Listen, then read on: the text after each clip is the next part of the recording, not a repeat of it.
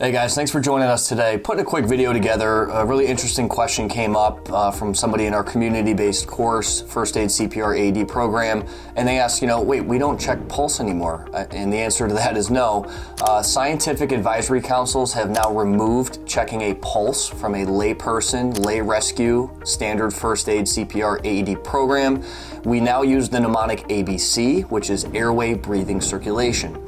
So again, when we approach someone who appears to be ill or injured or unresponsive, we manage their airway.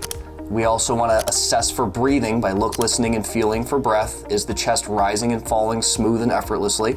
And also begin circulation last now that we've determined the person is unresponsive and not breathing, right? So that would be a cardiac emergency in which we would have to begin cycles of CPR upon activating EMS, calling 911 or the designated emergency number, as well as activating the AED machine and the first aid kit. So again, we use that mnemonic ABC, airway, breathing, circulation, to care for and check somebody who appears to be unresponsive.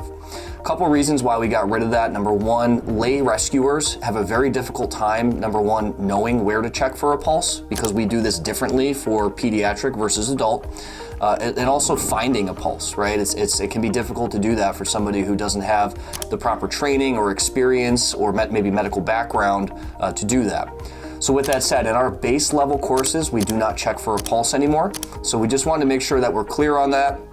And again, because the question did come up. And the other thing to consider is also, not every single cardiac emergency is from a heart attack or sudden cardiac arrest.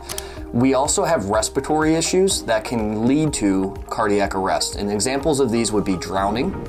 Somebody was choking, we could not get the object out, and they've collapsed and are now unresponsive and not breathing. Maybe somebody had a severe asthma attack or allergic reaction, so anaphylaxis.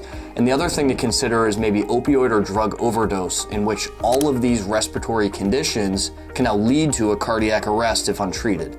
So again, with that said, we do want to follow that mnemonic in those base level courses here, where we manage the airway, check for breathing, begin circulation or compressions with CPR cycles. So hopefully you guys enjoyed the video today. Thanks for popping in.